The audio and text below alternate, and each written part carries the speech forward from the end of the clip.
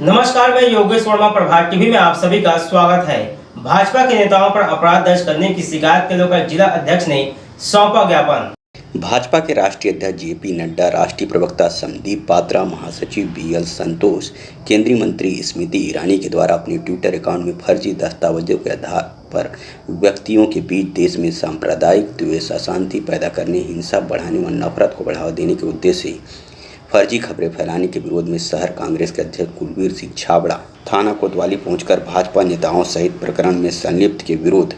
IPC एवं IT act की धारा के तहत अपराध दर्ज करने हेतु मैं दस्तावेज शिकायत प्रस्तुत किए हैं। जिला अध्यक्ष कुलवीर सिंह छाबड़ा पदम सिंह कोठारी ने बताया कि जैसे ही भाजपा का भ्रामक और झूठ को फैलाकर उसे सही साबित करने का चालचरित चेहरा है, उसका खुलासा हो गया है कि इस प्रकार से एआईसीसी अनुसंधान विभाग के लेटर हेड का फर्जी निर्माण कर उसे सही साबित करने के लिए भाजपा के शीर्ष नेताओं का यह घृणित कार्य भारतीय राजनीति का शर्मनाक चेहरा है। जिस प्रकार से कूटरचित दस्तावेज को भाजपा के राष्ट्रीय प्रवक्ता ने 11:09 पर अपने ट्विटर हैंडल से ट्वीट किया और उसके इस साजिश को भाजपा के राष्ट्रीय अध्यक्ष जेपी नड्डा, महासचिव बीएल संतोष, केंद्रीय मंत्री स्मृति ईरानी ने एक सुनियोजित साजिश के तहत सोशल मीडिया प्लेटफॉर्म के द्वारा पोस्ट कर फर्जी खबरें फैलाने का सुनियोजित साजिश कर खेल खेला है। इसके अलावा उनके द्वारा फर्जी लेटर पेड का निर्माण कराकर कांग्रेस पार्टी को कोरोना जैसे संक्रमण काल में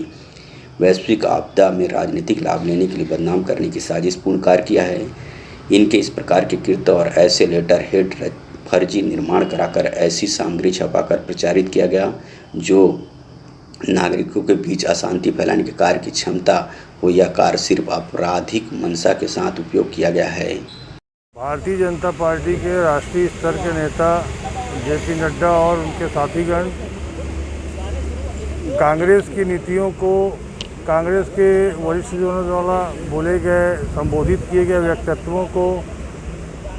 उल्टा सीधा दुष्प्रचार करके, फेक न्यूज़ बना के जनता के सामने प्रस्तुत करके लोकतांत्रिक देश में लोकतंत्र की व्यवस्था को गुमराह कर रहे हैं, जिसके कारण यहाँ पर गलत फेक न्यूज़ जाने से लोगों में कोई हिंसा या किसी प्रकार की कोई घटना घट सकती है और इससे गलत प्रचार प्रसार करके गलत तरीके से षड्यंत्र रच के और इस तरीके से सहारा लेकर देश के ढांचे को बदलने का प्रयास, लोगों को बदनाम करने का प्रयास, ज़बरदस्ती किसी सही लोगों पे भी दोषारोपण का प्रयास जो किया जा रहा है वो निंदनीय है। जिसके कारण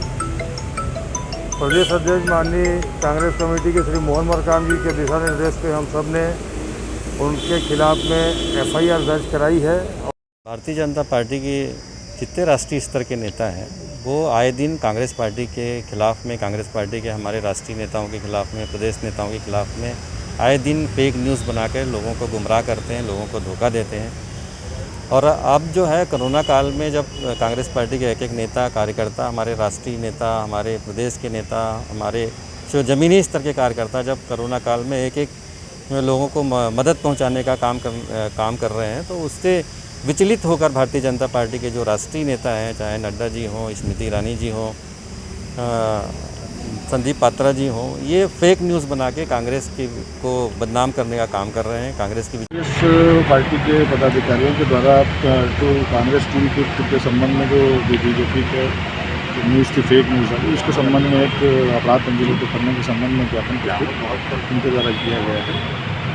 जिसमें वैधानिक अनुमति लेने के पश्चात अग्रिम कार्रवाई सुनिश्चित। भाजपा के इस शीर्ष नेताओं ने पूर्व नियोजित साजिश के तहत खेल खेला है, जिसका खुलासा हो गया है। ऐसी दशा में प्रकरण में संलिप्त के विरुद्ध आईपीसी सहित आईटी एक्ट के धाराओं के तहत अपराध दर्ज किया जाना आवश्यक है, ताकि लोक